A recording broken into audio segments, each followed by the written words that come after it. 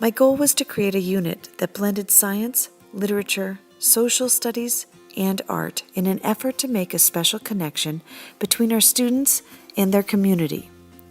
The project that evolved was learning about Vermont birds and creating clay bird ornaments. Reading informational text and making tracks. Using technology. And completing a short research project. This truly was a coordinated effort that engaged student learning. Located on 100 acres and with over 500 wood carvings, the Vermont Bird Museum is located in Huntington, Vermont.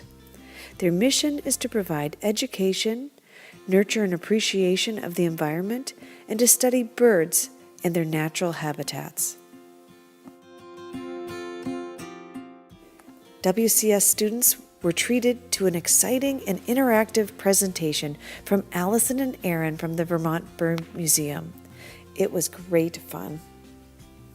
Grouse, really good, or ruffed grouse.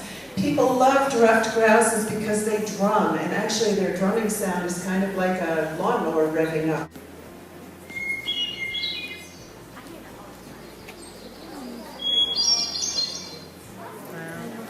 So it's kind of a flute-like sound. If you're a flute player, you can mimic the sound of a hermit thrush. A lovely, lovely sound.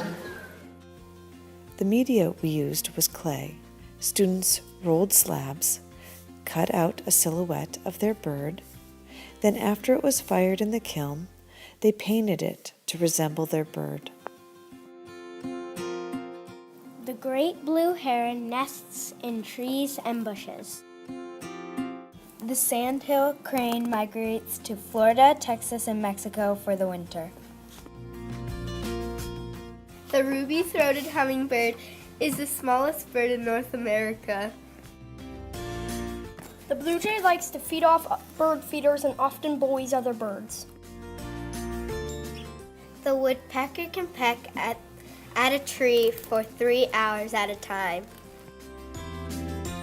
Wood duck babies have sharp claws and can climb at 1 day old. The sparrow song is described as Old Sam Peabody, Peabody, Peabody. The bird owl does not migrate. The loon's feet are so far back on their body that they can barely walk on land. The kingfisher's diet is mostly small fish. The hermit thrush is Vermont's state bird.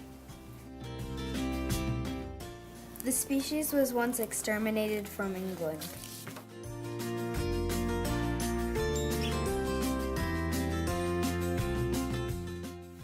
Students made invitations for the May 11th reception, and they were even featured in the Williston Observer.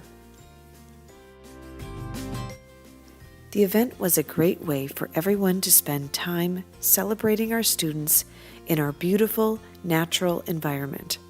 All proceeds will directly benefit the museum's Bridges to Birds project, which include a handicap-accessible treehouse and walkways around the 100-acre preserve.